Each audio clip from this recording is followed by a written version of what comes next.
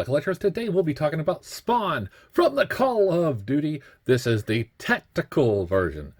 So here we have this clear plastic. We can see Spawn here in the background. On the side we have the Call of Duty Spawn in his tactical gear. We have him back here in the back, same picture. Call of Duty Spawn. On the side, nothing. On the bottom we have the UPC code. You can see the Activision and all them copyrights and everything. Nothing on top. So let's get this thing on the scale and see how much it weighs. Okay, now the Spawn is coming in at 11.6 ounces. So let's get him off the scale and out of the box. Hey, open, damn it, open! Now to get this Spawn out, you just simply cut around the edges of this plastic shell container. And then you can just simply pull him on out. Now he does have these cards and all this information on the bottom. Now the problem with this kind of shell casing is that you will pull that out if you want to keep the background. That is totally up to you. To me, I probably won't use this diorama piece. I'm more interested in adding this figure to my Spawn collection than any Call of Duty collection. I know some other collectors will be the same way. So let's just get this out of the plastic here. And then we can just go ahead and take a look at the card here at the front. And the back. So we have this Spawn here. And we see we have some tape. And yes, we have seen these kind of weapons before in the Spawn, our McFarlane weapons pack.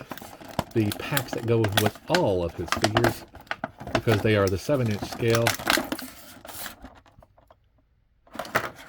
But we can see here, looks very nice.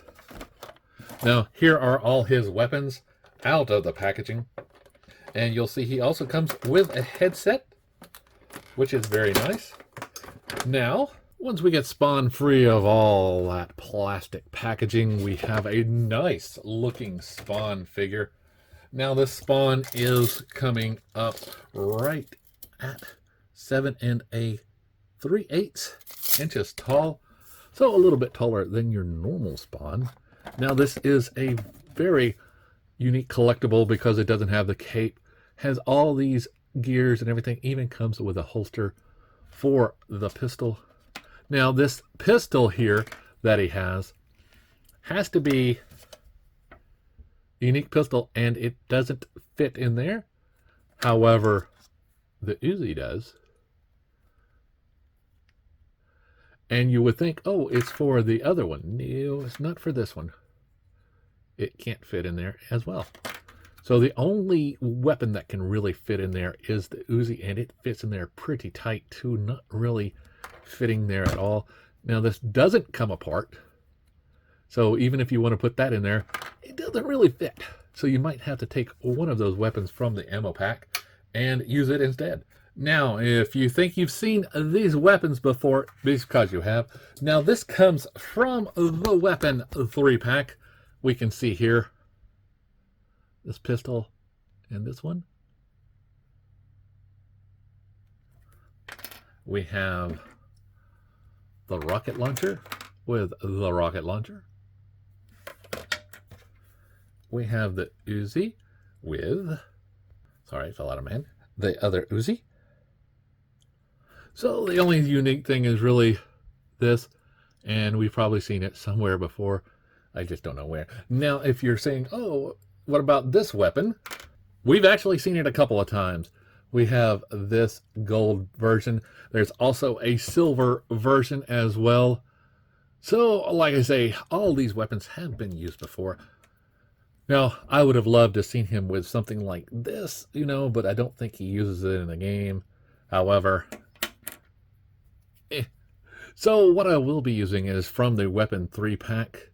He has this weapon here, just a 45, and it actually can fit in here pretty good. Yeah, it's green. You can take care of that with a little bit of paint. Now, if we look at some of the details on the figure, here we have this great looking spawn, energy flowing, good weapons packs and everything like that. Pouches, armor. Very nice spawn looking head. You see here the spawn booty. And he has a couple of knives in the back. Pouches on the side. Kneecaps. And these rather disappointing ankles. Now they are a double peg hinge, and you can see the way that these are made, they will eventually start to lag and slag, and you won't have very much durability with these. Yeah, they could have made him a little bit bigger, but it looks like he is a very thin person with big old shoes. And unfortunately, these don't slide down to cover up that hole either. Now, as far as his head is concerned, it has this bandana around his neck. Now, he can still look left and right a little bit. No down. Up is a little hindered as well.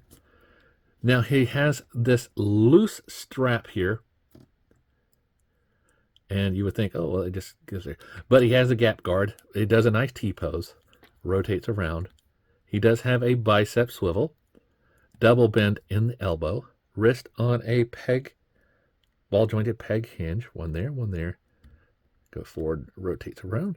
Now, as far as his waist is concerned, all of this just basically hampers his movement.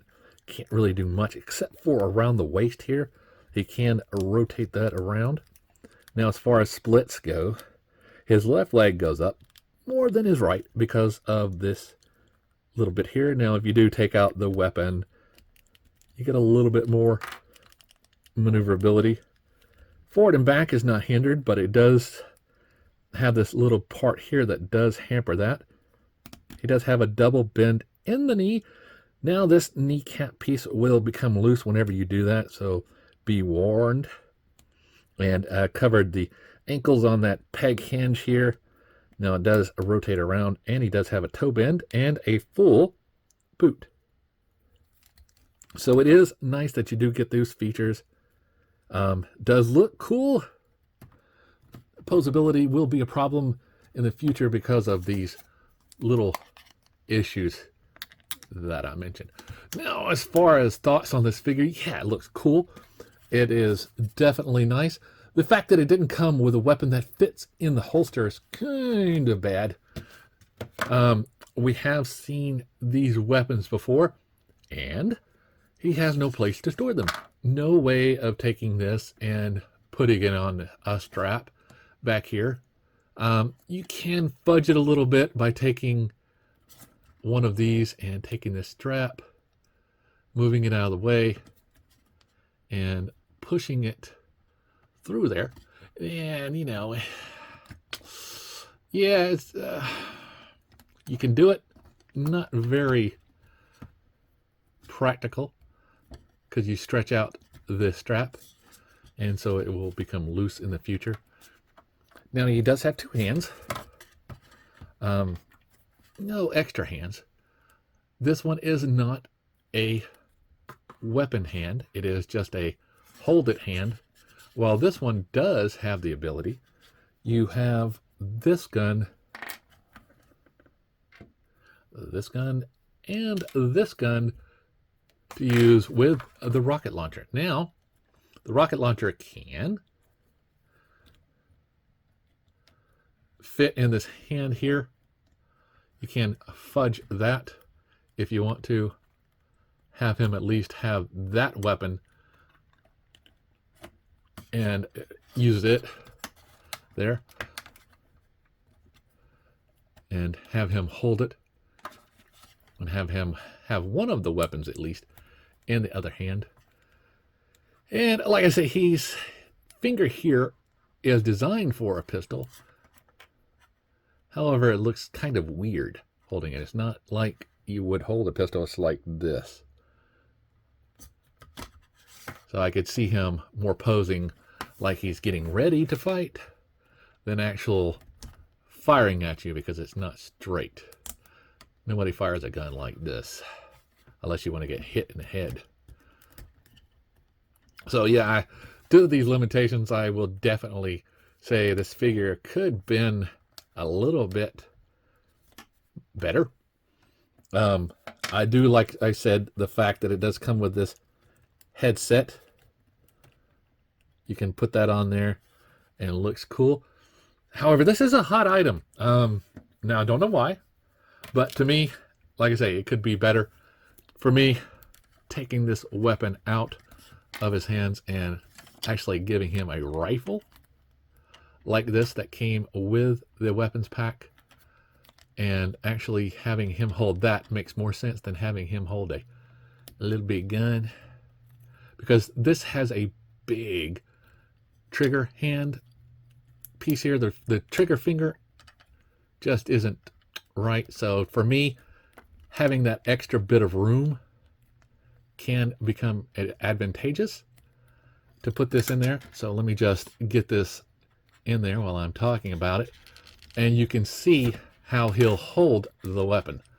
Now, like I say, he's got some limitations because he can't really hold it because this finger only goes so far. So I can't really even do that, can I? You know. Now, as far as the Uzi is concerned, if I take it and put it in there, it looks a little bit better. So the pistol is out. Having this extra pistol in there is cool. And having that. So I probably will have him either holding this like this, getting ready for a fight, or some other pose. But to me, yes, it's cool to have a tactical spawn. However, they could have saved on some of the weapons and given him some different kind of hands. Another place to store an actual weapon other than having a holster that none of the weapons can fit in. It would have been very much appreciated. Now, you can take this weapon if you want to and put it in this, but like I say before, the lack of that forefinger, having the ability to hold it, just doesn't really make up for the lack of extra hands. So if you feel like I do, you can decide if you want to pass or buy this or not. So remember, as always, to like, subscribe, and keep